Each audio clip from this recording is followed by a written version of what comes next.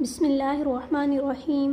السلام علیکم پیارے بچوں، آج ہم کلمہ طیبہ پڑھنا سیکھیں گے۔ پیارے بچوں، کلمہ طیبہ کے معنی ہیں پاکیزہ بات، اور کلمہ طیبہ دین اسلام کے پہلے کلمے کا نام ہے۔ پیارے بچوں، آپ صلی اللہ علیہ وآلہ وسلم نے لا الہ الا اللہ کو سب سے افضل ذکر قرار دیا اور فرمایا کہ تم گواہی دو کہ اللہ تعالیٰ کے سوا کوئی عبادت کے لائق نہیں۔ پیارے بچوں، کلمہ طیبہ کے ماننے والے شخص کو مسلمان کہتے ہیں۔ چلیں ہم کلمہ طیبہ پڑھتے ہیں۔ لا الہ الا اللہ محمد الرسول اللہ۔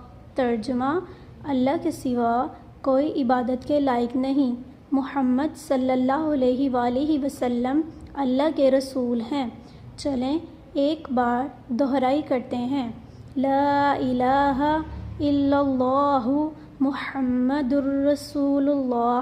ترجمہ: اللہ کے سوا کوئی عبادت کے لائق نہیں، حضرت محمد صلی اللہ علیہ وآلہ وسلم اللہ کے رسول ہیں۔